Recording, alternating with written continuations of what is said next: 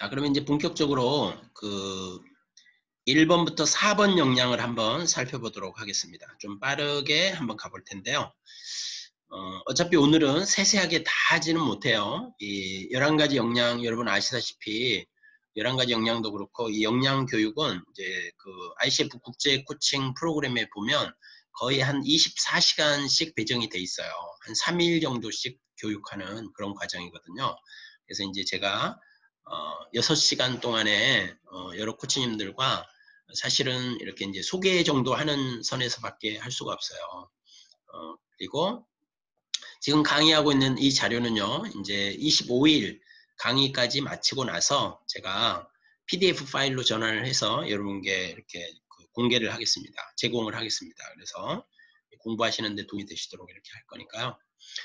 자, 역량 1번과 2번은 8가지 역량 중에서요. 역량 1번과 2번은 The Being of the Coach, 그래서 코치의 존재 방식, 코치가 어떤 존재 방식으로 있어줘야 하는가, 어떤 삶의 태도로 삶을 살아가야 하는가, 마인드셋과 애티튜드에 관한 것이라고 했어요. 그래서 이 1, 2번은 코칭의 기초라고 했습니다. 자, 윤리적 실천을 보여준다. 첫 번째 역량인데요. 여기에서 키워드 아까 말씀드렸죠. 그래서 바로 들어가 보겠습니다.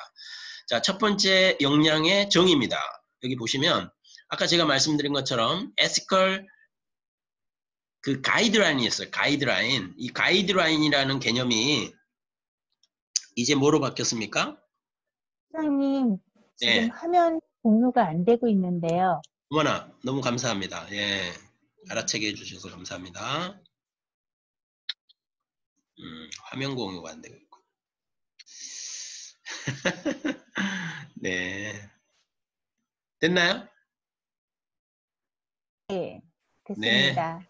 그래요. 우리 강은주 감사합니다. 의원님. 네. 알아차림 하도록 도와주셔서 감사합니다. 해야 돼요. 네. 다른 분들을 위해서. 다시 가보도록 하겠습니다. 그래서 이 펜을 좀 레이저 포인트로 해보죠. 자, 여기 가이드라인이 지금 프랙티스로 바뀌었다는 거, 이런 거 좀 보여주실 필요가 있고요. 정의는 이것입니다. 코칭 윤리와 코칭 표준을 좀 이해하고 지속적으로 적용할 줄 알아야 된다는 거죠. 여기 보면 스탠다드 오브 코칭, 이 코칭 표준이라고 할 때 여러분 지금 우리나라뿐만이 아니고 지금 우리 글로벌 시대에서 모든 기업과 조직과 개인은 자기가 세계의 표준이 되고자 합니다. 역시 코칭계에서 ICF는 코칭의 표준을 그렇게 좋아해요. 자기네가 전 세계 코칭의 표준이라고 자부하고 있어요. 그래서 전문 코치들이 코칭의 표준을 좀 이해했으면 자기네가 제시한 이 11가지 내지는 8가지라고 하는 거죠.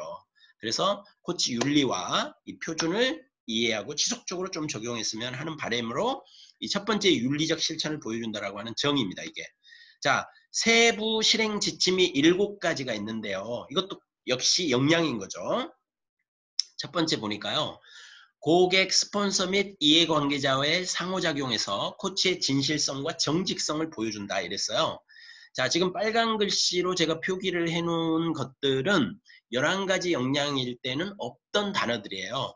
8가지 역량에서 새롭게 등장하는 단어들입니다. 여기 보시면 뭐가 새롭게 등장했냐면 스폰서라는 개념이 등장했고요. relevant stakeholder라는 개념이 등장을 했어요. 즉 스폰서는 누굽니까? 돈 지불하는, 코칭에 돈 되는 사람이죠. 기업이라면 기업주, 그 다음에 기업의 HR, 이해관계자라면 HR 부서, 또 학습 코칭이라면, 라이프 코칭이라면 청소년들, 어린아이들 코칭할 때 부모가 스폰서이면서 이해관계자이죠. 그리고 기업 코칭은 기업이 스폰서이면서 HR 담당자나 그 코칭 받는 임원의 상사, 바로 부하, 이런 사람들이 이해관계자죠. 이런 사람들까지 이제 이번 바뀐 역량에는 다 포함을 시켰어요. 포괄적으로. 고객만이 아니고, 코치와 고객만의 상호작용이 아니라 코치와 고객, 그리고 그 고객에게 돈 대주는 스폰서, 그 다음에 이해관계자들, 이 모두와 코치는 상호작용하면서 뭘 보여줘야 된다고요? integrity and honesty 해야 되는 거예요. integrity하고 honesty 해야 된다. 이거는 사실 11가지 역량일 때 3번에 3번 역량이 뭐였죠? 신뢰와 친밀감 조성하기였죠. 이 신뢰와 친밀감 조성하기에 있었던 역량인데 그때는 integrity, honesty and sincerity까지 있었어요. 진실성, 정직성, 성실성까지 있었는데 지금 이 sincerity는 빠지고 integrity and honesty로 딱 이제 강조가 되고 있는 거죠. 그래서 여러분 코치라고 하는 사람이 이렇게 정직해야 되지 않겠습니까? 그리고 좀 진실해야 되지 않겠어요? 그래서 honesty하고 integrity 해야 된다. 이렇게 딱 기억하시면 되겠습니다. 예. 그래서 그런 것들이 몸에 배이게 되면 이해관계자인 그런 분들하고도 다 이제 상호작용이 되겠죠. 자, 그 다음에 두 번째는 고객의 정체성, 환경, 경험, 가치, 신념에 민감하게 대한다. 이렇게 얘기해요. 자, 이 개념도 이게 지금 이제 자주 나올 거예요. 여기서 보면 고객의 identity, environment, experience, value and belief 요게 이제 어깨동무하고 이렇게 같이 때로 몰려다녀요. 요게 한 3번 정도 나옵니다. 예. 그래서 눈여겨볼 만한 단어들이에요. 전에는 여기저기 산발적으로 있는 단어들을 이렇게 그냥 하나 딱 모았어요. 그래서 이제 인테그리티, 아이덴티티가 뭐냐? 이렇게 누가 질문을 했어요. 그랬더니 독특한 특성과 방법이다. 뭘? 어떤 사람이 그 개인적, 천성적으로 보여주는 그 독특함과 매너라는 거죠. 그게 그 사람의 아이덴티티라는 거예요. 그러면 이러한 아이덴티티에는 사적 아이덴티티도 있고 공적 아이덴티티도 있는 거죠. 코치는 공적이든 사적이든 아이덴티티 관리를 잘 해야 하는 거죠. 어찌됐든 그런 것처럼 고객도 그런 아이덴티티가 있고 고객도 그런 환경이 있고 경험이 있고 추구하는 가치와 중요하게 여기는 신념이 있을 거 아니에요. 이런 거에 대해서 민감하게 대할 줄 알아야 되는 이게 아주 기본이라는 거예요. 예. 그 다음에 세 번째는요.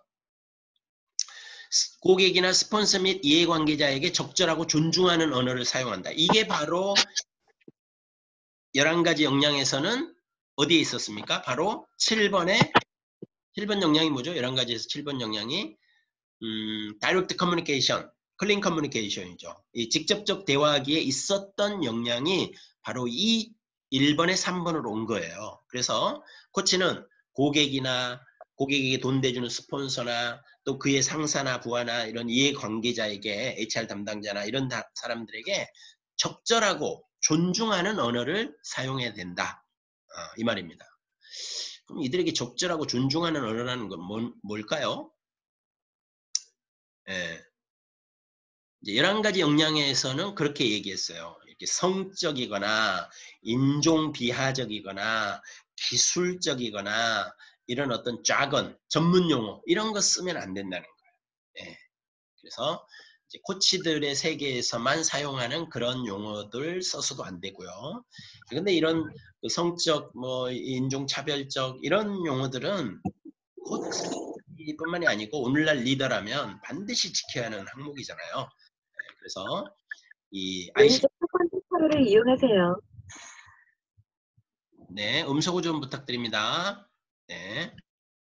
그래서 이 역량이 오늘날 이렇게 리더십에서 갖춰야 할 덕목들을 다 포괄하지 못하면 역량으로서의 가치가 없다는 거죠. 존재 가치가. 그래서 이제 직무 분석도 하는 거고 오늘날 사람들은 리더에게 무엇을 원하는가? 어떻게 사회가 변하고 있고 사람들은 어떻게 지금 가고 있는가? 이런 것들을 다 반영하는 게 이제 업그레이드된 역량이다 이렇게 보시면 되겠어요. 네 번째는 ICF 윤리강령을 준수하고 핵심 가치를 지지한다. 예. 그래서 여기서 핵심 가치를 지지한다. 그렇죠? ICF 코드 6. 이것은 11가지 역량일 때 1-1에 있었던 역량입니다. 예. 그래서 ICF 핵심 가치와 이제 윤리 강령을 준수해야 되는 거죠. 이게 바로 윤리적 실천을 보여준다는 거고요. 5번은 이해관계자 합의 및 관련 법률에 따라서 고객 정보에 대해 비밀을 유지한다. 이제는 이 비밀 유지가요. 법적으로까지 이제 갈 수가 있어요. 이제 앞으로는요. 코칭이 그만큼 우리 사회뿐만 아니라 전 세계적으로 코칭이 많이 보급이 되고 확장이 되다 보니까 고객들의 정보가 보호가 되지 않으면 여러분 오늘날 지금 정보 털리면은 아주 그 회사 아주 그냥 주가 떨어지고 이렇게 하는 거 다 아시잖아요. 예. 그러니까 코치도 전문인으로서 고객들의 정보를 그렇게 귀하게 지켜줄 줄 알아야지 된다는 거예요. 관계 관련 법률에 따라서 고객 정보에 대한 비밀을 유지해야 된다는 거예요. 지금 이 관련 법률이라고 할 때는요. 지금 뭐죠? 저도 정확히는 잘 모르는데 유럽에서 뭐 하는 그런 그 개인정보보호법이나 이런 것들이 있잖아요. 그게 아주 세계 표준이 되는 것 같아요. 그러니까 ICF도 지금 그거를 따라가고 있는 것 같고요. 그 다음에 6번. 코칭, 컨설팅, 심리치료 및 다른 지원 전문직과의 차별성을 유지한다. 이때 이게 이제 11가지 역량에서는 1-3번에 있었던 역량인데요. 코칭, 컨설팅, 심리치료 그 외 다른 지원 전문 직종과의 차이를 여기서는 말해줘야 된다. 정확하게 말해줄 줄 알아야 된다. 이렇게 표현했던 것을 이제는 그 차이를 유지할 수 있어야 된다. 차별성을 유지한다. 이 얘기는 뭘까요?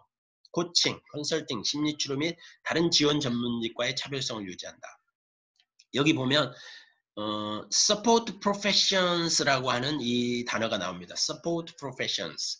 이게 이제 지원 전문직이죠. 전에는 helping professions 이렇게도 표현했어요. 근데 support하고 help는 완전히 다른 개념이죠.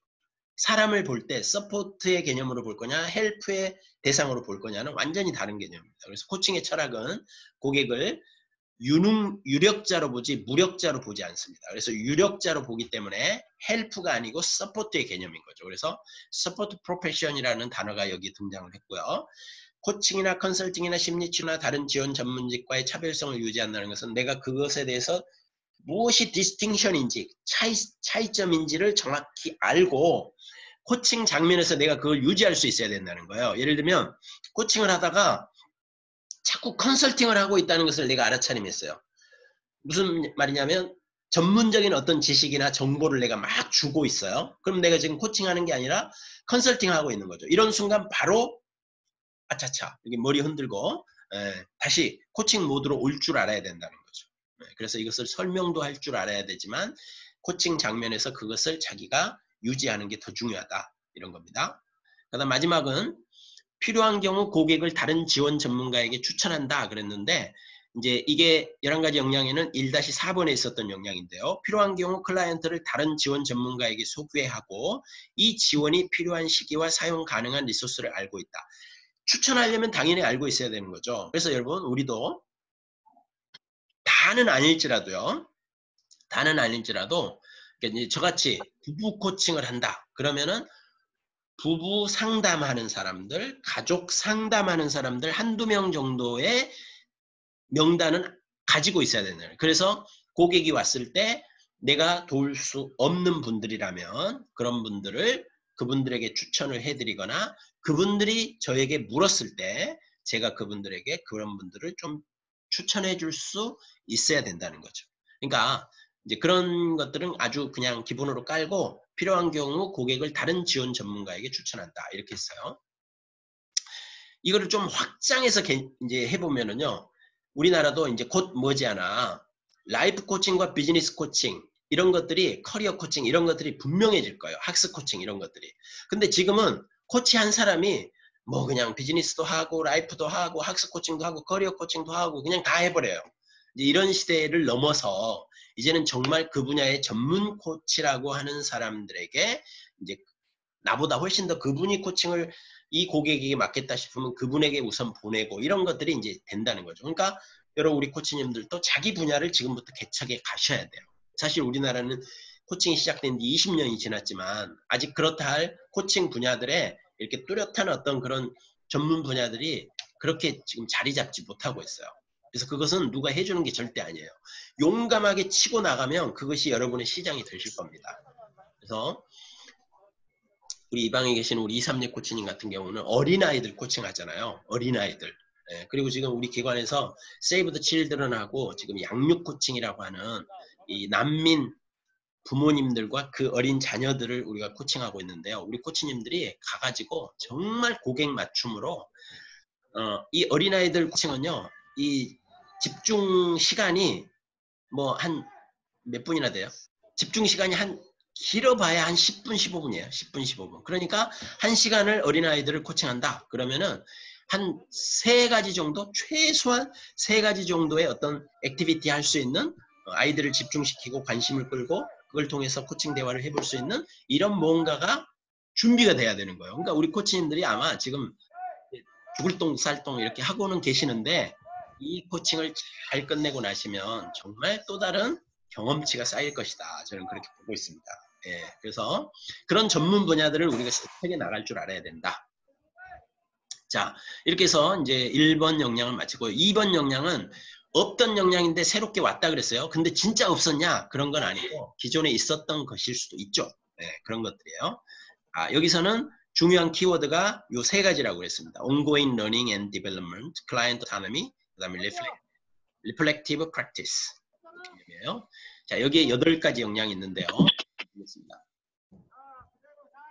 코칭 마인드셋을 구현한다는 것은 개방적이고 호기심이 많고 유연하고 고객 중심적인 사고방식을 개발하고 유지한다. 네, 키워드만 딱 찝자면 curious, client-centered, mindset. 이 빨간 단어는요. 없던 단어들이에요. 네, 물론 이 전체가 없던 역량들이었기 때문에 더 많이 나올 수 있겠는데 벌써 소리가 들리죠?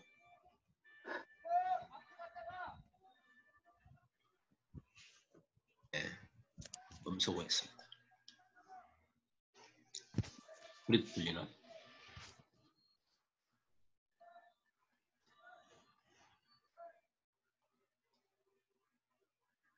네, 음소거 좀 부탁드립니다. 자, 개방적이고 호기심이 많고 그래서 이제 여러분 curious, 호기심이라는 단어가 설마 11가지 역량에 없었겠어요? 없었어요. 와, 놀라운 발견이에요. 네. 하여튼 호기심 하면은 코치들의 아주 전용 특허물인데 아니 그게 없었다니 말이 돼요? 야, 근데 이제 어찌됐든 이번 역량이 이렇게 담아냈습니다. 그 다음에 고객 중심이라고 하는 클라이언트 센터드. 이거는 여러분 그 코칭 패러다임에서 나 중심이냐 고객 중심이냐라고 할 때 항상 고객 중심이잖아요. 그리고 사물 중심이냐 사람 중심이냐고 할 때 사람 중심이잖아요. 그런 것들이 반영이 됐다고 보시면 되겠어요. 클라이언트 센터드 이런 개념입니다. 사실은 상담 분야에서는 이미 있었던 개념이죠. 칼 로저스가 그렇게 부르짖었던 클라이언트 센터드죠. 예, 고객 중심 상담. 자, 1, 2, 3번 영역이 쭈르륵 나오고 있네요. 자, 코치는 선택에 대한 책임이 고객 자신에게 있음을 인정한다. 자, 고객이 무엇을 선택하든 그 선택을 코치가 책임지려고 하면 안 된다는 거예요. 심지어 코칭의 결과까지도 코치가 책임지려고 하면 안 되고요. 고객이 책임지도록 돕는 것, 이것이 철저하게 고객 책임이라는 것에 대해서 우리가 알고 있어야 되는 거예요. 이런 게 이제 코칭 마인드셋이고요. 이것을 확장해 보면 여러분 우리는 절대 누군가의 인생을 책임져 줄 수 없습니다. 우리는 온리 자기 삶의 책임을 지는 것 뿐이죠. 그래서 남의 삶을 책임지려고 너무 애쓰지 마세요. 심지어 부모가 자식의 삶을 책임지려고 할 필요도 없고요. 자녀 또한 부모의 삶을 책임지려는 과도한 노력들을 내려놓는 게 좋습니다. 모든 개인은 자신의 삶에 책임을 지는 거죠. 그게 코칭의 정신입니다. 그래서 코치는 누군가의 삶에 대신 책임지려고 하지 않습니다. 그래서 우리는 코칭을 처음 하다 보면 너무 과도한 책임감 때문에 코칭을 실패하는 경우가 많아요. 정말 우리는 생각 파트너가 돼주기만 하면 됩니다. 그래서 과도한 책임을 내려놔라. 자, 2번은 코치로서 지속적인 학습 및 개발에 참여해야 된다는 거죠. 그게 여러분은 뭘로 하고 있습니까? 지속적인 책을 읽습니까? 아니면 학습 모임에 들어갑니까? 아니면 슈퍼비전을 받습니까? 무엇이 됐든 우리는 전문 코치가 되는 순간부터 ongoing learning and development로 들어가야 된다는 거죠. 이 개념이 계속해서 국제코치연맹에서는 있어 왔고 한국코치협회도 그러기 때문에 보수교육을 강조하는 겁니다. 그리고 모든 민간 자격도 다 그 자격이 일정 기간 지나면 보수교육을 통해서 재연장하도록 하는 시스템을 가지고 있죠. 예, 이거는 오늘날 거의 상식이 돼가고 있습니다. 전문가는 지속적으로 학습과 공부와 자기 개발을 해야 된다. 그 다음에 세 번째, 코치는 코칭 능력을 향상시키기 위해 reflective practice, 성찰 훈련을 지속한다. 교육학자 존 두이는 이런 말을 했어요. We don't learn from experience. We learn from reflecting on experience. 아주 좋은 말이에요. 우리는 경험을 통해서 배우지 않는다. 경험을 성찰함을 통해서 배운다. 예, 아주 미묘한 차이지만 우리는 경험을 통해서 많이 배운다고들 하죠. 근데 엄밀히 얘기하면 아무리 많은 경험을 해도요. 그 경험을 곱씹어 보면서 반추해보고 성찰하면서 내가 거기서 어떤 교훈을 얻어야 될지 이런 것들에 대해서 사유하지 않으면은요.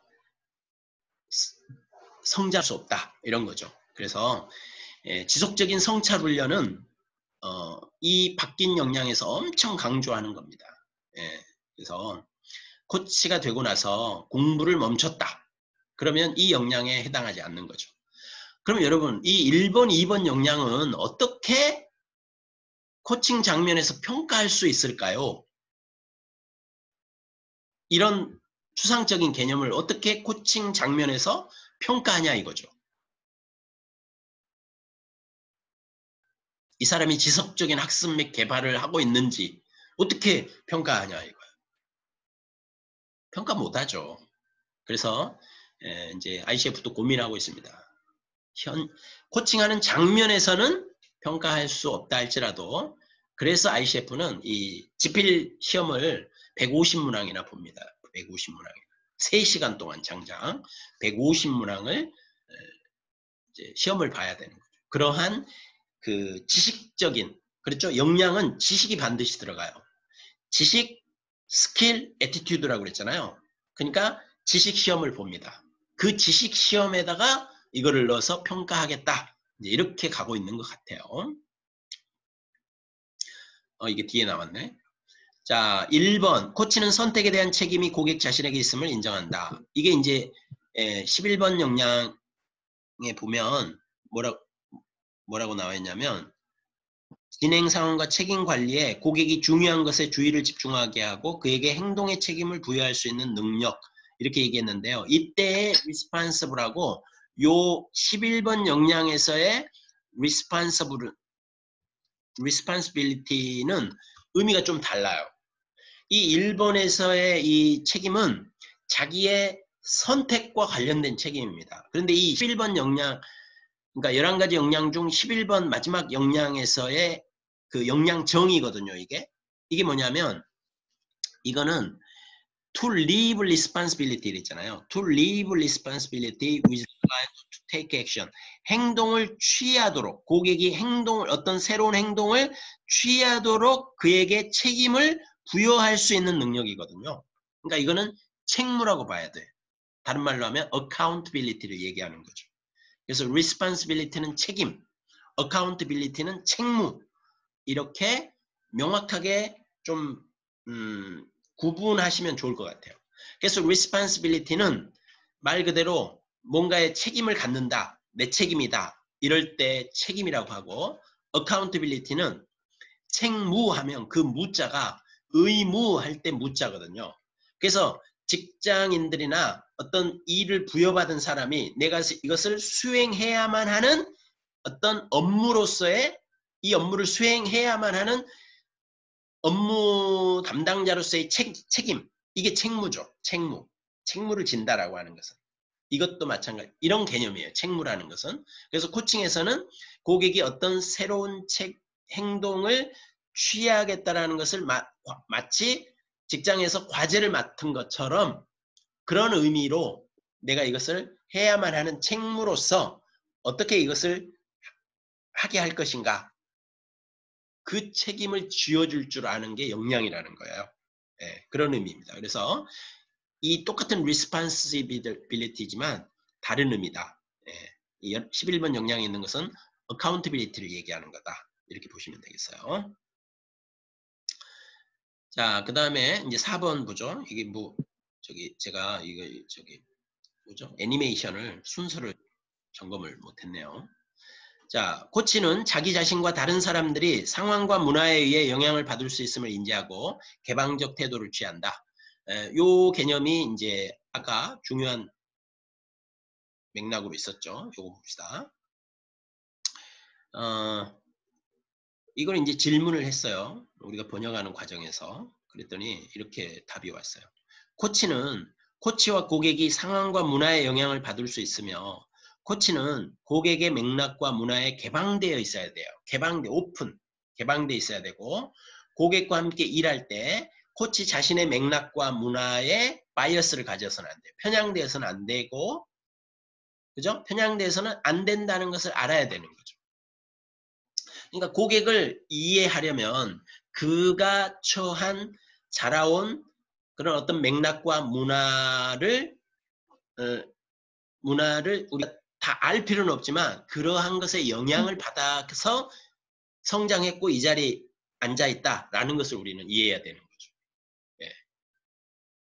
그래서 우리 지금 세이브 더 칠드런에서 코칭하고 계시는 코치님들이 지금 그 이문화, 다문화, 우리랑 다른 맥락과 문화 속에서 성장하고 이렇게 오신 분들이잖아요. 그런 분들을 특별히 TCK라고 하더라고요. Third Culture Kids. 그 어린 아이들 말이죠. 그러니까 자기의 부모가 자란 문화와 다른 문화에서 자라는 거죠. 지금 자기 부모들은 어디죠?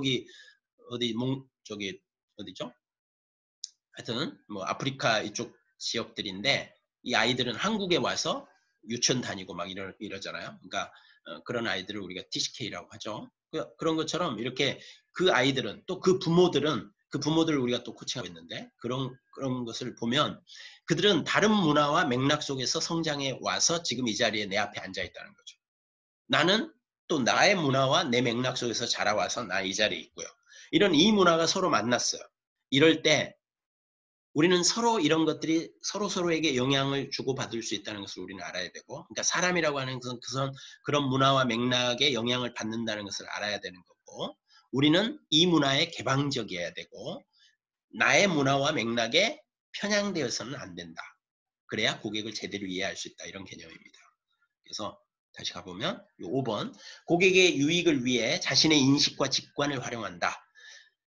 이거는 11가지 역량의 4-2번 즉 코칭 프레젠스에 있었던 두 번째 역량인데요. 여기에 왔어요. 즉 코칭 프레젠스에서는 자신의 직관에 접근하며 내면의 알을 신뢰한다. 그러면서 직감과 함께하라. Goes with the gut. 그래서 이 gut가 뭡니까? 창자요. 이 창자. 그래서 여러분 직관은 몸으로 느껴지는 거죠. 창자가 이미 아는 거예요. 그런 직관을 그리고 알아차림을 고객의 유익을 위해서 활용하라는 거죠. 예. 사실 이렇게 되려면은요, 코치는 우선 자기 직관을 신뢰할 줄 알아야 돼요. 근데 우리는 삶 속에서 자기 직관을 신뢰하지 못하죠. 고객도 왜 코칭을 받습니까? 자신의 삶에서 자신의 직관을 믿지 못하기 때문이죠. 그래서 코치의 직관을 빌리기 위해 점장이한테 가지 않고 코치에게 온 거예요. 그러니까 코치는 고객과 대화 중에 자기에게서 올라온 몸에서 느껴지고 마음으로 느껴지고 생각에서 느껴지고 온몸으로 느껴지는 그런 인투이션, 직관을 고객과 나누는 것이 코치의 역할입니다. 그거 안 하면 직무유기인 거죠. 그래서 코칭 마인드셋을 구현한다고 할 때 코치가 직관 나눔하는 것은 아주 그냥 몸에 배어 있어야 돼요. 네. 근데 이거를 자기 자랑하려고 자기 경험 자랑, 자기의 어떤 직관이 맞다는 것을 자랑하기 위해서 하면은 아닌 거죠. 온전히 고객에게 유익이 있겠는가를 살펴야 되는 거죠. 그래서 이 역량을 또 쓰려면 셀프 레귤레이션, 자기 관리가 또 함께 가야 되는 거죠. 네. 자, 이거 다 설명했죠? 자, 그 다음에 6번째, 감정 조절 능력을 개발하고 유지한다. 예. 감정 조절 능력. 이게 무슨 말일까요?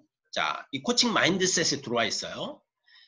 아니, 어떤 특별한 역량이 아니고 이 마인드셋 안에 감정 조절 능력을 개발하고 유지한다는 거예요. 이게 바로 현대인들에게 필요한 역량 아니겠습니까? 현대의 리더들에게 필요한 역량이고요.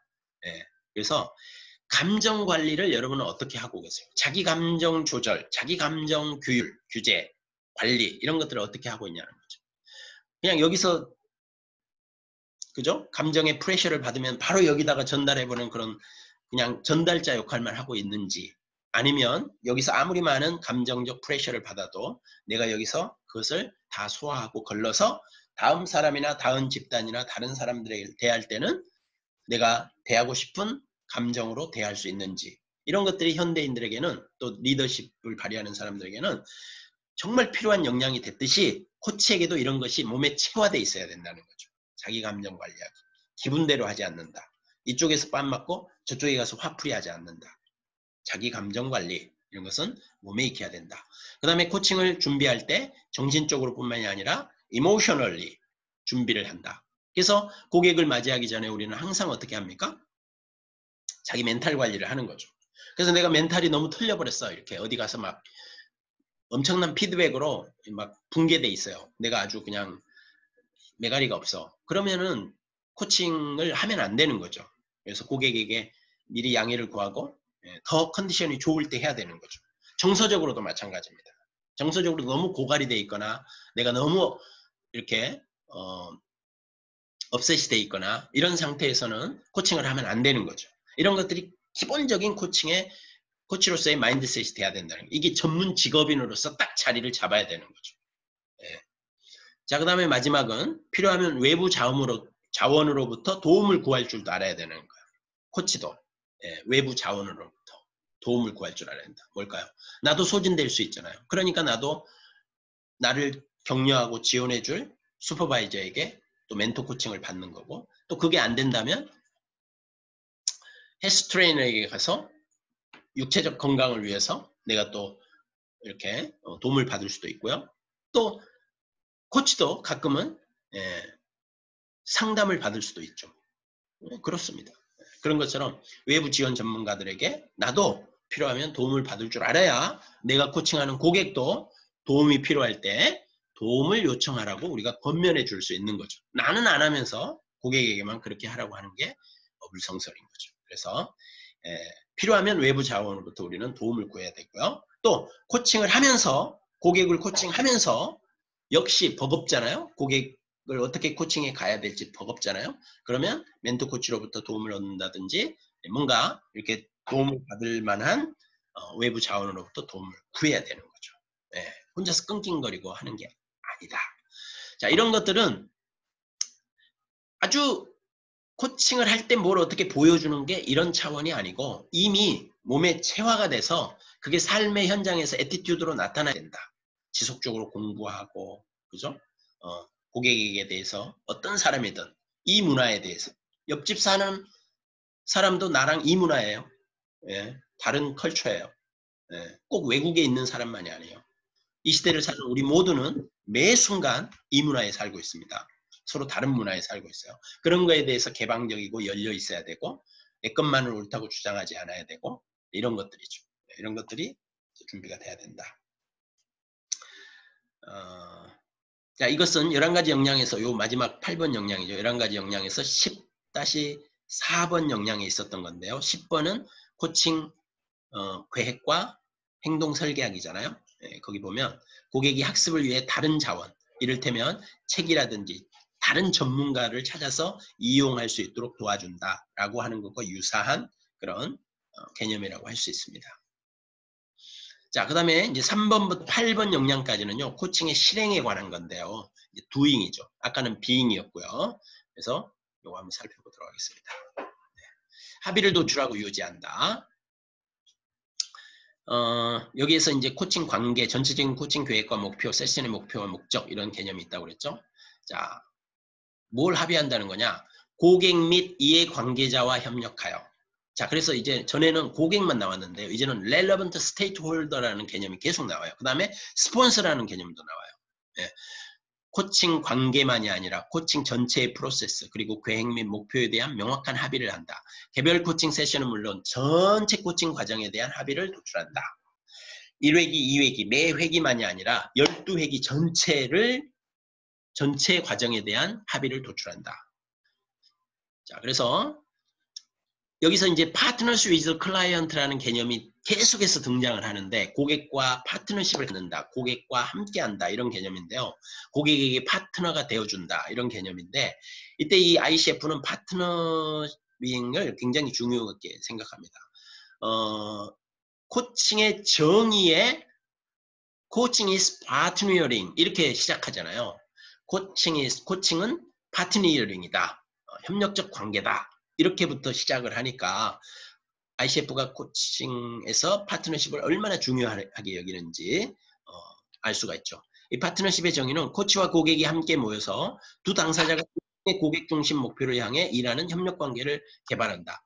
두 사람이 협력하긴 하는데 무엇을 위해서 하냐면 고객 중심의 목표를 위해서 뭔가 협력하는 모든 것을 다 Partners with the Client라고 한다. 이렇게 이해하시면 되겠습니다. 자, 그러면 첫 번째 영역부터 볼까요? 자, 코칭인 것과 코칭이 아닌 것에 대해서 고객에게 설명할 줄 알아야 되고요. 고객의 이해관계자에게 전체 프로세스에 대해서 설명할 줄 알아야 돼요. 맨 먼저 이제 리더십 코칭이니까 리더십 진단을 하는데 360도 진단을 할 겁니다. 그리고 그것을 토대로 첫 회기에는 고객에게 그것을 디브리핑하고 그 고객과 전체 12회기 동안에 이제 어떤 리더십을 향상시키기를 원하는지에 대한 리더십 향상 목표를 세우게 될 겁니다. 그리고 그것에 대해서 매 회기를 진행한 다음에 중간에 HR 부서와 함께 중간 모임을 갖고 어쩌고 마지막에는 이런 보고회를 갖고 최종적으로는 리포팅을 이렇게 해드리겠습니다. 이런 과정으로 쭉 진행이 될 겁니다. 이런 것들을 고객하고 전체 다 이해관계자와 프로세스를 다 이렇게 explain 할 수 있어야 된다. 여기서 explain이라는 개념과 describe라는 개념 두 가지가 나오는데요. 무엇이 코칭인 것과 코칭이 아닌 것에 대해서는 설명할 때는 explain 해야 돼요. explain. 이런 게 코칭이고 이런 거는 코칭이 아닙니다. 코칭이라는 것은 고객이 스스로 목표를 정하고 그 목표를 스스로 성취해 가는데 코치는 옆에서 이렇게 생각 파트너가 되어서 고객 스스로 그 문제들을 헤쳐나갈 수 있도록 이렇게 도와주는 그런 역할을 합니다. 근데 이 describe는 뭡니까? 이 relevant stakeholder들은 질문이 많아요. 질문이 막 이렇게 어그리먼트 하는 과정에서 그러면 이거는 어떻게 해야 돼요? 저거는 어떻게 해야 돼요? 이럴 때는 어떻게 해요? 저럴 때는 어떻게 해야 돼요? 이런 상황에서는 어떻게 해야 돼요? 이러면은 그거는 describe 해주라는 거예요. 상세하게 묘사하듯이 설명해주고 그 다음에 이렇게 주고받고 질의응답처럼 이렇게 하면서 설명을 해주라는 개념입니다. 그래서 explain, describe 동어 반복이라고 볼 수도 있지만 조금은 뉘앙스가 다르다 이렇게 보시면 되겠어요. 두 번째, 관계에서 무엇이 적절하고 적절하지 않은지, 무엇이 제공되고 제공되지 않는지, 고객 및 이해관계자의 책임에 관하여 협의한다. 어디까지 내가 할 것이고 어디까지가 당신이 할 것이고 그 다음에 스폰서는 돈을 언제까지 지불을 해야 될 것이며 HR 담당자들은 우리와 할 때 어느 선까지 지원을 해줘야 되고 우리는 어디까지를 함께 하겠다. 이런 것들이 이해관계자와의 관계에서 합의가 다 돼야 된다는 거죠. 지금 우리가 계속 제가 이 사례를 드는데요. 이게 이제 세이브 더 칠드런하고 거기만 하는 게 아니고요. 세이브 칠드런은 스폰서예요. 사실 엄밀히 얘기하면 돈을 대는 기관이고 그 다음에 그 난민들을 케어하는 안산에 있는 그 글로벌 청소년 센터라는 데가 있어요. 그 센터에서는 이분들을 사례 관리를 또 해요. 그리고 우리는 직접적으로 가서 코칭을 해요. 그러면 이 세 개 기관이 이 코칭에 얽혀있는 스테이크홀더들이에요. 렐레번트 스테이크홀더. 왜 이거 스테이크홀더를 왜 그 이해관계자라고 했을까요? 이 어원에 대해서 재밌더라고요. 제가 이제 찾아보지는 않았지만 이렇게 딱 보니까 스테이크가 먹는 스테이크 아니에요? 그 다음에 그 판돈 이렇게 노름할 때 판돈도 스테이크죠. 그러니까 거기에 이렇게 갭 뜯으려는 사람들 이제 서로 먹으려고 막 눈 부라리고 있는 사람들이 많죠. 그 다음에 이렇게 포크로 그거를 그냥 콕 찍어갖고 내 거야 이렇게 하려고 지금 줄 서 있는 사람들이 주변에 엄청 많은 거죠. 이런 이해관계자들과의 관계 속에서 애초에 뭘 어떻게 하고 하는 것을 다 디자인했어야 되는데 지금 우리가 경험이 없어가지고 해가면서 지금 이렇게 해주세요, 저렇게 해주세요, 이렇게 해주세요, 저렇게 해주세요 이러면서 지금 우리가 경험하고 있어요. 근데 이제 진짜 코칭은 그런 이제 비즈니스 코칭을 많이 해보게 되면 아, 이런 일들이 발생할 수 있으니 이런 경우에는 이렇게 하고 저런 경우에는 저렇게 하고 여기까지는 이렇게 하고 저렇게 미리 다 디자인을 해서 사인하고 합의해야 된다는 거죠. 근데 우리는 MOU 한 장 가지고 시작했어요. 그러다 보니까 우리 코치님들이 지금 엄청 힘들어하고 계십니다. 어찌됐든 다 배우는 과정이라고 생각하고 저도 최선을 다해서 중간 역할을 하고 있는데요. 예, 그런 겁니다. 바로 이런 게. 자, 이거는 뭘까요? 예, 그 합의하기 역량 2-2번에 있었던 역량이 이대로 다시 왔다. 이렇게 보시면 돼요. 네. 자, 그렇게 보시면 되고요. 그 다음 역량 보겠습니다. 자, 요 3번 역량이 재밌는데요. 요거 자세히 보면은요. 코칭 진행 방법, 비용, 일정, 기간, 종결, 비밀 보장, 다른 사람의 포함 등과 같은 코칭 관계의 지침 및 특이사항에 대해 합의한다 이랬잖아요. 근데 번역할 때 진짜 어려웠던 게 로지스틱이라는 개념이에요. 로지스틱. 물류 아닙니까? 물류. 근데 우리가 잘 쓰지 않는 용어인데 얘네들은 아주 다반사로 쓰더라고요. 로지스틱이라는 개념을. 여행업에서 보면 수배라는 개념이에요. 수배. 여행업 하는 사람들 보면 수배한다 뭐 이런 거 하잖아요. 그러니까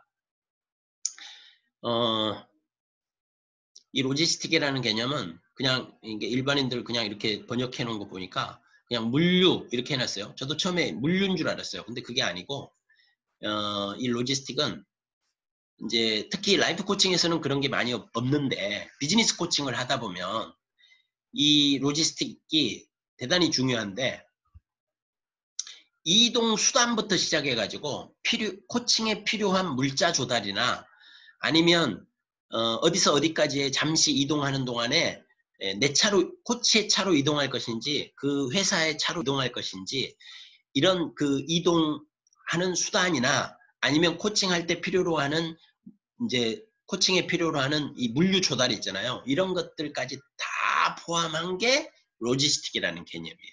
그래서 이것을 이제 코칭 진행 방법 이렇게 이제 이해하시면 될 것 같아요. 그래서 전체 코칭을 이제 시작할 때 코칭 진행 방법이라든지 비용이라든지 일정이라든지 얼마만 기간이 하고 어떻게 종결할 것이며 비밀 보장은 어떻게 하고 막 이런 것들을 어그리먼트 하는 거죠. 이게 역량이라는 거예요. 자, 이때 이 바이로지스틱 여기는 물류에 의해 우리는 세션이 또 면대면으로 할지 온라인으로 할지 온라인으로 한다면 누가 전화를 걸지 또 온라인으로 한다면 줌으로 할지 스카이프로 할지 뭐 이런 것을 다 여기에 포함돼요. 로지스틱이. 그러니까 코칭 진행 방법이 맞는 거죠. 그리고 어떻게 코치와 고객이 만나고 소통할 것인지 같은 것을 계획하는 데 필요한 제반 세부 사항들을 로지스틱이라는 이름으로 얘네들은 딱 한마디로 써버려요.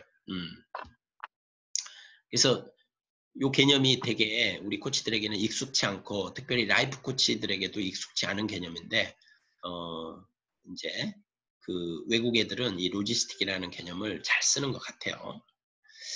자, 그 다음에 inclusion of others 이때 다른 이들의 포함이라고 하는 것은 이때 이 다른 이들은 뭐냐 돈 되는 스폰서 그 다음에 그 HR 담당자들이나 또 상사 이런 이해관계자들이 포함될 수 있는 거죠.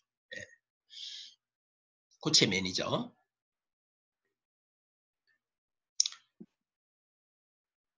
자, 그 다음에 고객 및 이해관계자와 함께 전체 코칭 계획 및 목표를 설정한다. 이랬어요.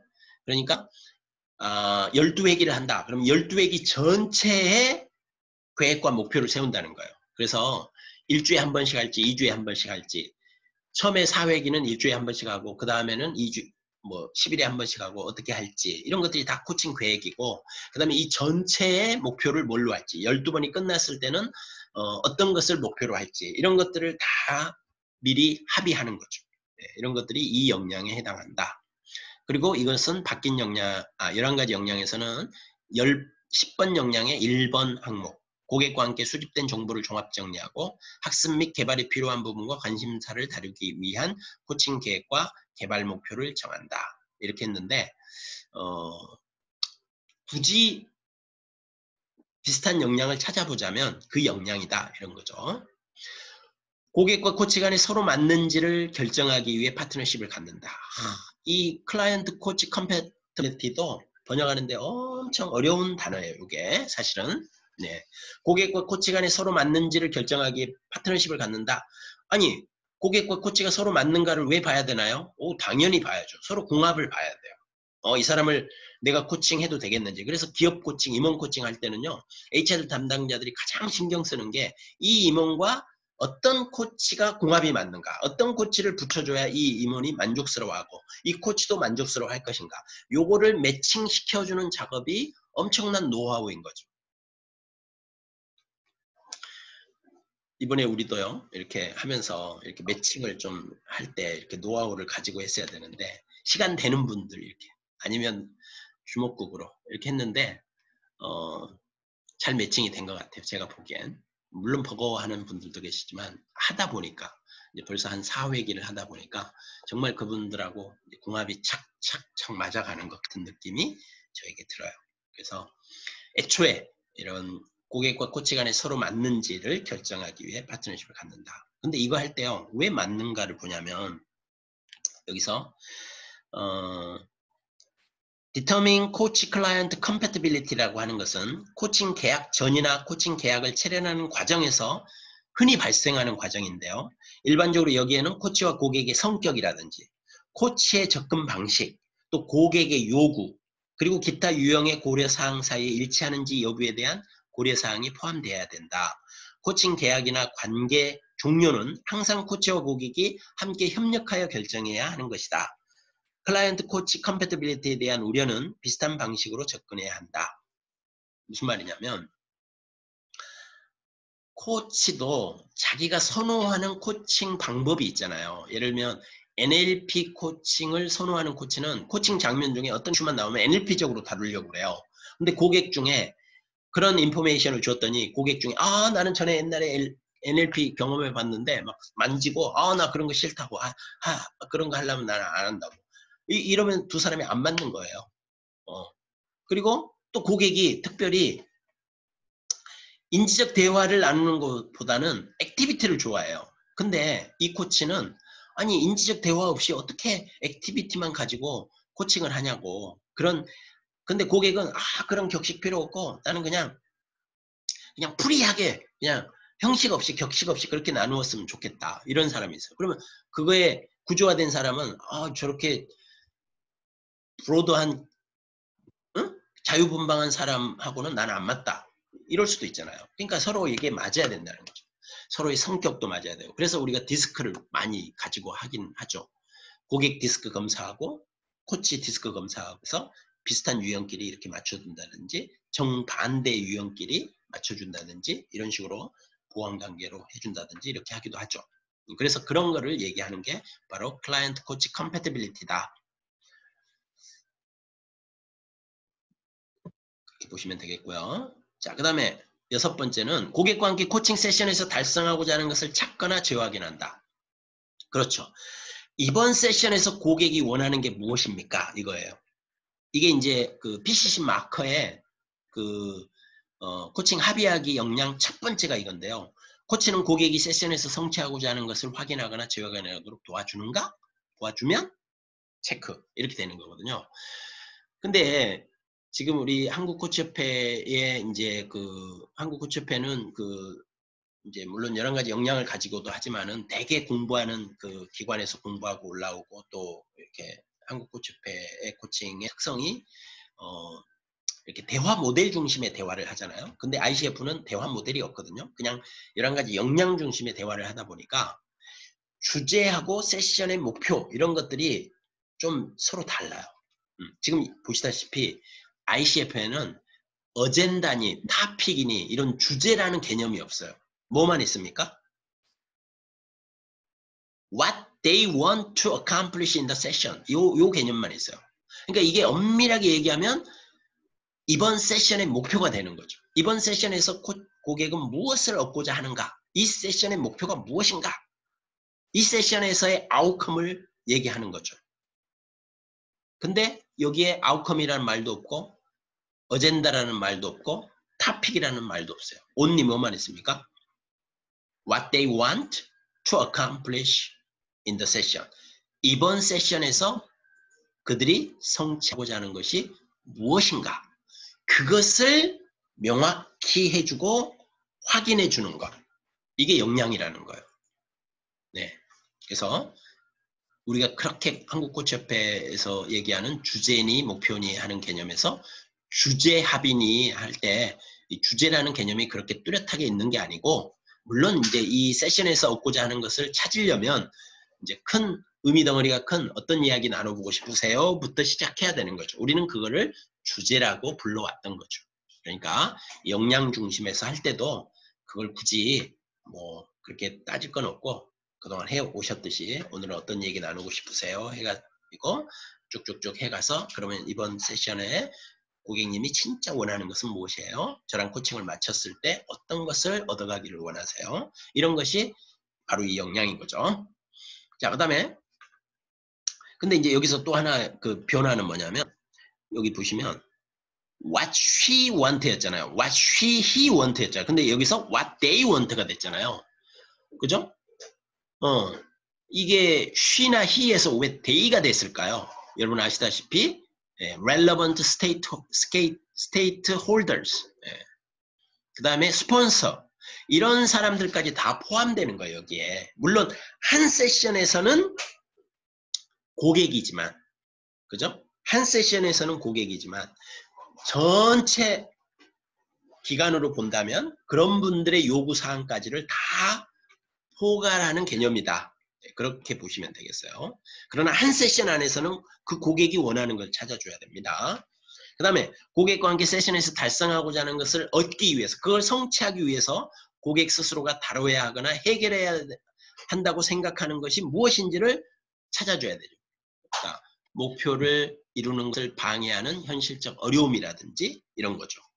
그가 당면한 어떤 감정의 문제라든지 또 내외면의 장애 요소라든지 이런 것들을 다뤄줘야 된다. 이런 거예요. 코치는 고객이 세션에서 성취하고자 하는 것을 달성하기 위해 고객 스스로 다루거나 해결해야 하는 생각을 정의하도록 도와준다. 이것도 역시 PCC 마커 2-4번에 있었던 역량. 그러니까 여러분 PCC 마커라는 거는 여러분 아직 모르실 건데요. ICF는 이 ACC, PCC, MCC가 되는 과정에서 PCC가 이제 시험을 볼 때 그것을 심사위원마다 다르게 평가하면 안 되니까 평가할 때 마커, 기준들을 47가지를 딱 세팅해 놨어요. 그 47가지 세팅해 놓은 PCC 마커에 있던 내용들이 이번 바뀐 8가지 역량 안에 엄청나게 많이 수용이 됐어요. 그대로 온 것들이 많아요. 방금 이것도 지금 2-4번이 그대로 왔잖아요. 이와 같은 것들이 꽤 있다. 그러면 이번에 바뀐 8가지 역량에 따른 PCC 마커도 만들까요? 네, 지금 작업하고 있다고 합니다. 이제 곧 공개가 될 것 같아요. 네. 자, 그 다음에 8번. 고객과 함께 코칭 과정 또는 개별 세션에서 고객이 달성하고자 하는 목표에 대한 성공 척도를 정의하거나 제어하긴한다. 여러분 지금까지 한국코치협회 코칭 시험이나 이런 데서는 그것을 달성했다는 것을 무엇을 보면 알게 될까요? 이런 성공 기준이나 성공 척도에 대해서는 다루지 않았죠. 그런데 ICF 역량 기반의 코칭에서는 반드시 이 성공 척도를 다루게 됩니다. 뭐가 어떻게 돼 있는 것을 보면 고객님이 원하는 것을 이번 세션에서 성취했다는 것을 알 수 있을까요? 이런 질문을 통해서 제가 원페이지로 딱 정리가 돼 있으면은요. 정리가 되는 것을 제가 딱 정리가 되면 아, 내가 오늘 그 방법을 찾았구나 하는 것을 알겠어요. 이와 같이 성공, 그 목표 세워야 되지만 그 목표가 이루어졌다라고 하는 성공 기준도 세워야 되는 거죠. 뭐가 어떻게 돼 있으면 이것을 얻었다고 우리가 알 수 있겠는가? 이런 거죠.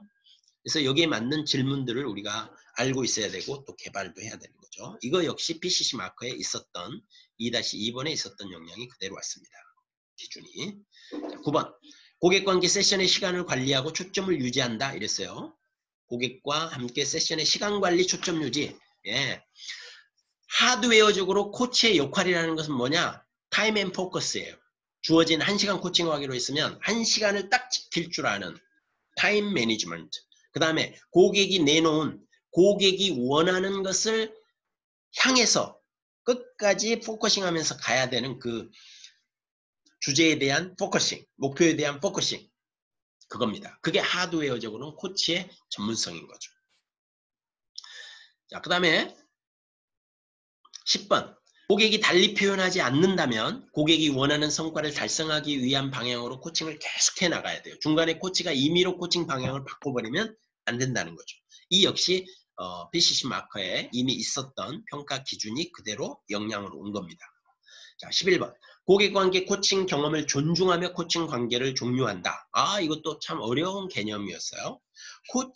고객의 경험을 존중하는 방식으로 코칭 관계를 종료한다? 그래서 우리가 질문을 했죠. 그랬더니 이렇게 답변이 왔어요.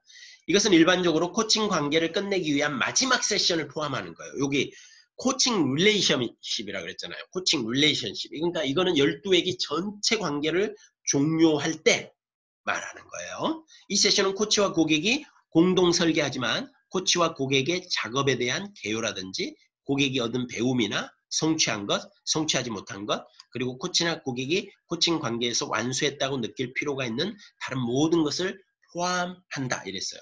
그러니까 전체 코칭 경험을 존중하는 코칭 관계를 종료한다 이랬으니까 나는 고객이 원하는 것을 다 성취했다라고 코치는 지금 파악하고 있어요. 근데 고객은 미진함이 있어요. 근데 코치는 그만해도 될 것 같아요.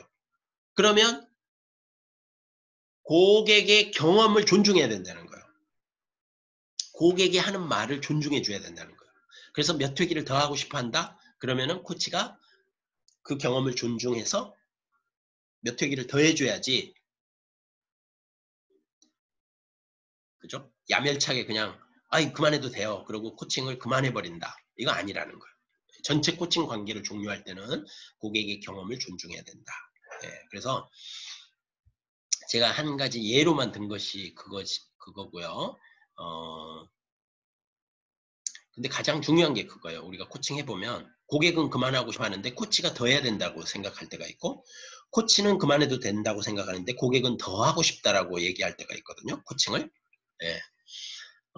그럴 때 고객의 경험을 존중하는 게 중요하다. 이렇게 보시면 되겠어요. 이제 오늘의 마지막, 신뢰와 안정감 조성하기입니다. 여기서는 안전하고 지지적인 환경, 그 다음에 전인적 인간으로서의 고객을 존중하는 거, 그 다음에 프로세스 상에서 고객이 뭔가 한 거, 성취한 거, 뭐든 한 거, 이런 것을 좀 존중해 줘야 되는 거. 요게 이제 신뢰와 안정감 조성의 키워드라고 있습니다. 6가지 역량만 살펴보고 오늘은 마무리할까 합니다. 신뢰와 안정감 조성하기는 고객과 함께 고객이 자유롭게 나눌 수 있는 안전하고 지지적인 환경을 만든다. 상호 존중과 신뢰 관계를 유지한다. 이랬어요. 여기서 새롭게 등장하는 단어가 빨간색 to share freely입니다. 자유롭게 나눌 수 있어야 돼요. 여러분, 누군가와 신뢰와 안정감이 조성됐는지를 보려면 저 사람이 내 앞에서 어떤 말이든 자유롭게 나눌 수 있는가? 그러면 우리 사이에 뭔가 신뢰와 안정감이 조성됐구나 이거예요. 근데 내 눈치를 본다. 이 말 해도 될까? 이런다. 그러면 아직까지도 신뢰와 안정감이 조성이 안 돼 있어요. 여러분, 집에서는 어떠세요? 직장에서는 어떠세요? 코칭 장면에서는 어떠세요? 고객은 코치 앞에서 무슨 얘기든 마음껏 나눌 수 있는 그런 안전하고 지지적인 환경을 만들어줘야 되는 거죠. 그리고 상호 존중해야 돼요. 그리고 신뢰해야 된다. 이런 거죠. 자, 왜 3번부터 나오죠? 맞나? 오, 잘못됐네요. 3번. 11가지 역량의 3번 신뢰와 안정감 조성하기였잖아요. 11가지 역량의 3번. 이때는 Trust and Intimacy였다는 거죠. 근데 이 Intimacy가 이제는 Safe로 바뀌었다. 그 얘기를 여기서 하려고 했던 것 같습니다. 자, 1번. 고객의 정체성, 환경, 경험가치, 신념 등의 맥락 안에서 고객을 이해하려고 노력한다. 이거 어디서 봤죠? 아까 어깨동무하고 쌍으로 다닌다 그랬죠. 정체성, 환경, 경험가치, 신념. 요거는 그냥 통으로 외워야 돼요. Identity, Environment, Experience, Value and Belief. 요거는 통으로 다녀 이렇게. 아까 그 코칭 마인드셋에도 나왔어요. 첫 번째 역량에서, 첫 번째 윤리에서 민감하게 대한다. 그런데 여기서 신뢰와 안정감을 조성할 때도 고객이 가지고 있는 고객 나름의 그 독특함, 그의 행동 방식, 그의 매너, 이런 게 그의 정체성이라고 했어요. 그리고 그의 환경, 그의 경험, 그가 추구하는 가치나 신념, 이런 것들, 그리고 그의 살아온 맥락, 이런 것들을 속에서 고객을 이해하려고 노력을 해야 신뢰와 안정감이 조성이 되겠죠. 이걸 무시하고 왜 그렇게 생각하세요? 왜 그렇게 하세요? 이렇게 하면 신뢰와 안정감이 조성되지 않는다. 두 번째, 고객의 정체성, 인식, 스타일 및 언어를 존중하고 고객에 맞춰줘야 돼요. 예. 고객의 정체성, 인식, 스타일 및 언어를 존중하고 고객에 맞추어서 코칭한다. 이거는 이제 11가지 역량 중 3번에서 4번 역량이 이대로 왔는데요. 고객의 인식, 학습 스타일, 개인적 존재를 존중한다. 거의 비슷하게 왔습니다. 그런데 여기서 아이덴티티라고 하는 거, 정체성. 사실 이 정체성이라고 하는 것은 그의 라이프 스타일, 그의 선호도, 그의 인생관, 종교관, 세계관 이런 것들을 다 포괄하고 있는 게 어쩌면 이 아이덴티티라고 하는 개념일 수 있어요. 아이덴티티가 많은 것을 포함하고 있습니다. 자, 그래서 이런 것들을 존중해 줘야 신뢰와 안정감이 조성되지 않겠어요? 그렇겠죠. 3번. 코칭 과정에서 고객의 고유한 재능, 통찰 및 작업을 인정하고 존중한다. 이 유니크 탤런트라는 개념이 또 새롭게 등장했는데요. 유니크 탤런트. 그가 할 수 있는 그만의 독특한 재능 같은 거 있잖아요. 예를 들면 아주 위트가 아주 탁월하다든지 유머가 아주 뛰어나다든지 아니면 그 말로 표현하는 그 표현력이 아주 문학가 수준이라든지 그만이 가지고 있는 그의 독특한 유니크한 탤런트 있잖아요. 이런 것들을 귀하다고 봐주고 인정하고 존중해 줘야 되는 거죠. 그리고 그가 매 순간 일으키는 인사이트, 그 다음에 그가 코칭 과정 안에서 보여주고 있는 그가 작은 일이든 큰 일이든 뭔가를 행한 거 있죠. 그게 워크예요. 그가 한 일, 그거 자체를 인정하고 존중해 줘야 돼요. 우리가 볼 때는 쓰잘데기 없어 보이는 일이라 할지라도 거기에는 분명히 잘해보고자 하는 선한 의도가 있는 거죠.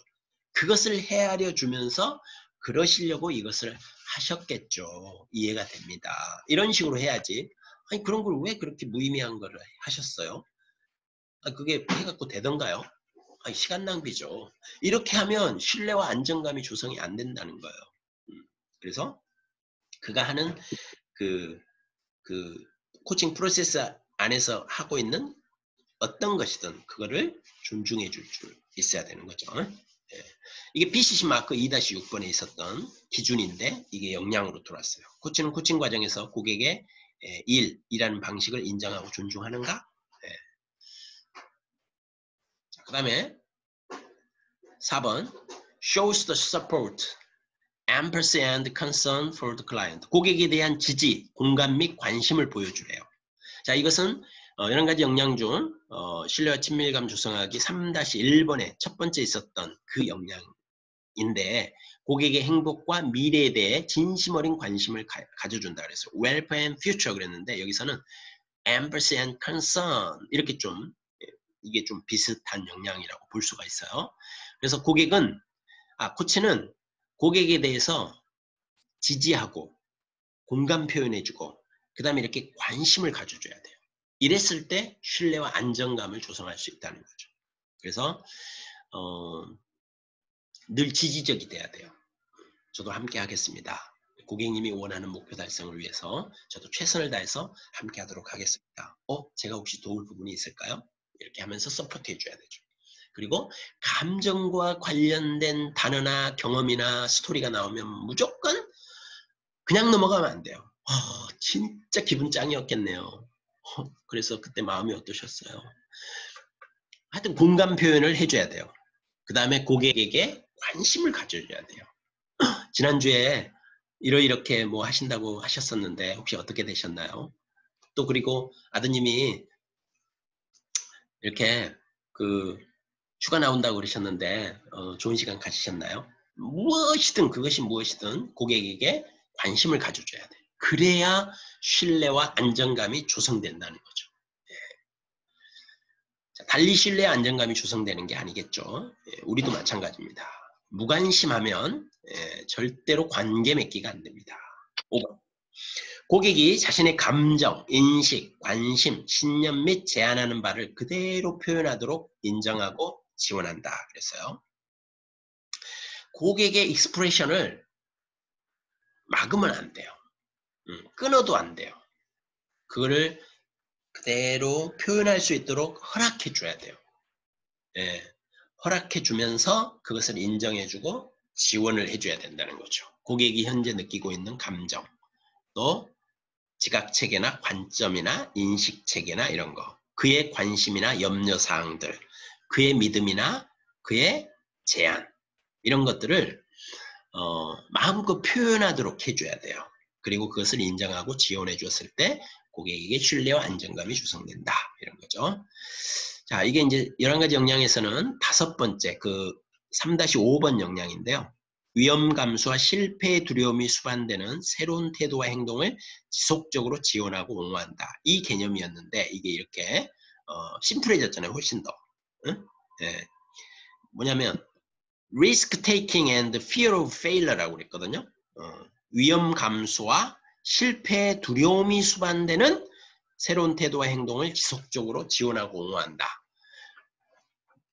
이렇게 표현했던 거를 이제 이 5번처럼 표현을 한 거예요. 이게 훨씬 낫지 않아요? 고객이 자신의 감정이나 인식이나 관심이나 신념 및 제안하는 바를 그대로 표현하도록 인정하고 지원해 주는 게 최고죠. 자, 그 다음에 마지막이죠. 신뢰와 안정감 조성하기에 6번째 역량.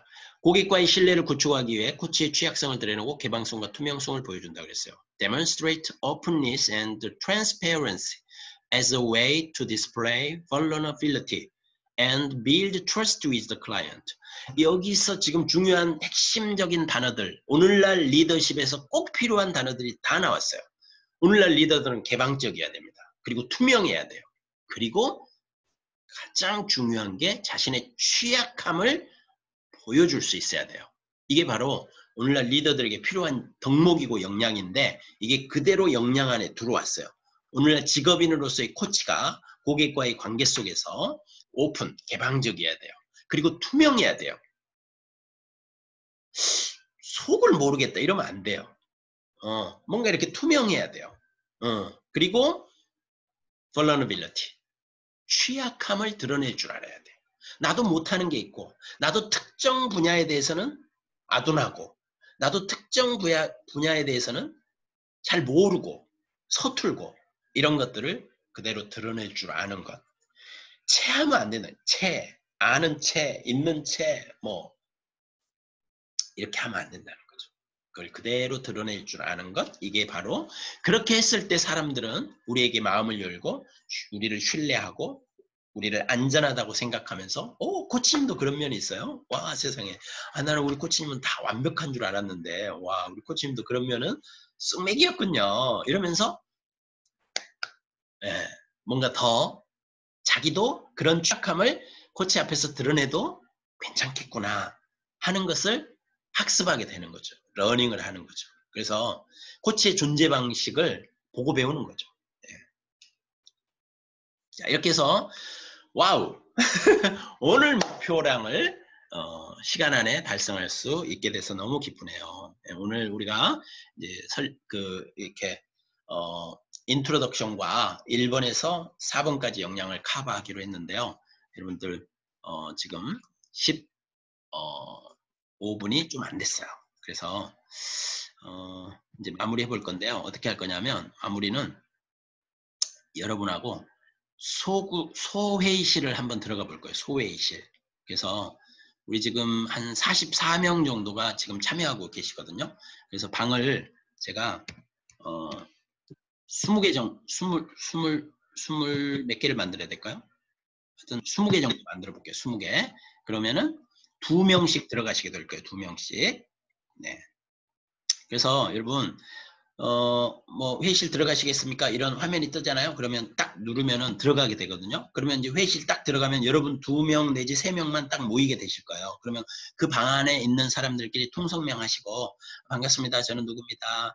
뭐 언제 공부했어요? 트레이너 언제 공부했습니다. 이런 대충 이렇게 좀 자기소개를 간단하게 이렇게 하신 다음에 오늘 과정을 통해서 나는 요거 하나 얻어갑니다. 요거 하나 딱 붙들고 갑니다. 하는 거 하나만 딱 나누시고 제가 나오라고 하면 나오시는데요. 시간은 한 7분 정도 제가 드릴게요. 그래서 한 분당 한 2분 정도, 2분에서 3분 정도씩 쓰시는 겁니다. 예, 그렇게 해서 전체 시간은 7분이 끝나면 제가 다 소환을 할 테니까 그때는 다 나오셔야 돼요. 예, 제가 문을 닫을 거니까 나오게 되실 겁니다. 예, 자, 지금 이제 모두 들어가시기 바랍니다. 자, 2명이 들어가실 수도 있고 3명이 들어가실 수도 있으니까요. 들어가시면 서로 먼저 인사하시고 예, 자기 소개하시고 이렇게 나누시면 되겠습니다.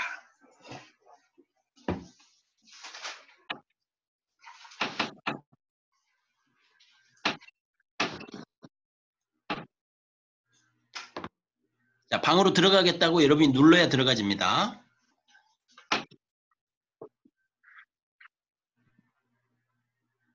네, 쭉쭉쭉 들어가고 계시네요. 네네, 잘하고 계십니다.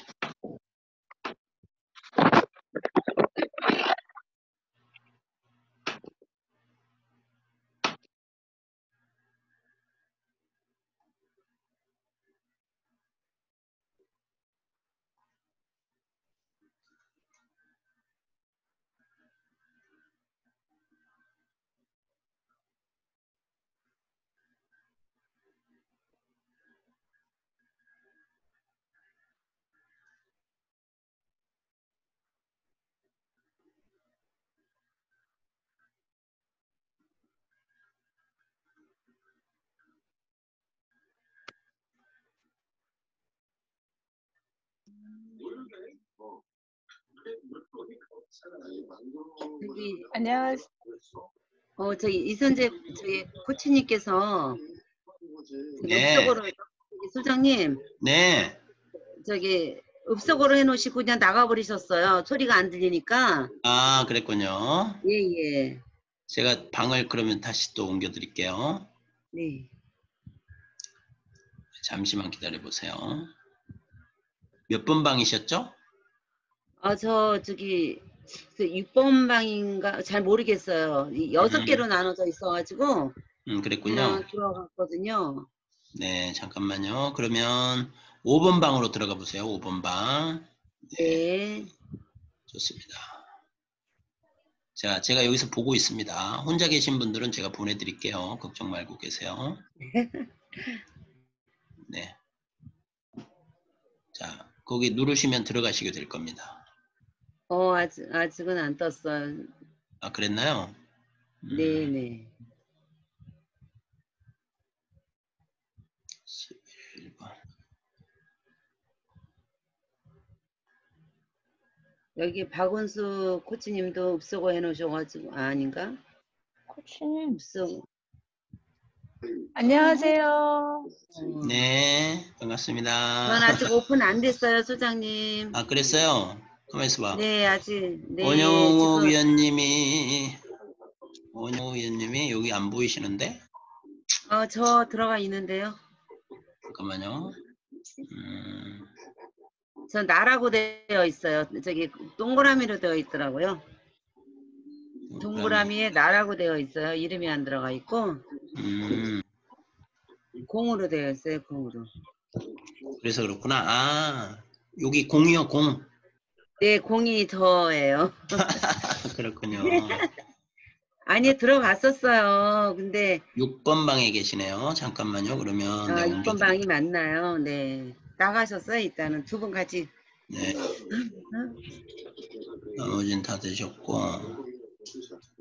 코치님, 전 들어갔다 혼자서 기다리다 그냥 나왔는데.